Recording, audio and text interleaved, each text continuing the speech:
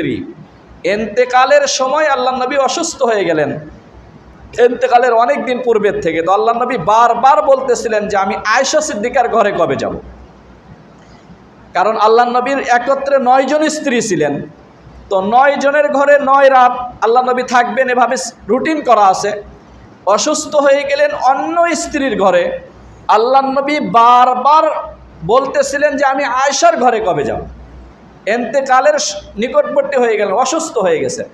তখন স্ত্রীগণ পরামর্শ করলে বললেন, ইয়া রাসূলুল্লাহ, আপনার যেহেতু দিলের তামান্না, দিলের ইচ্ছা, আপনি অসুস্থ অবস্থায় আয়েশা সিদ্দিকার ঘরে থাকতে চান, তাহলে আমরা আমাদের অধিকার ছেড়ে দিলাম, আপনি আয়েশা সিদ্দিকার ঘরে থাকুন।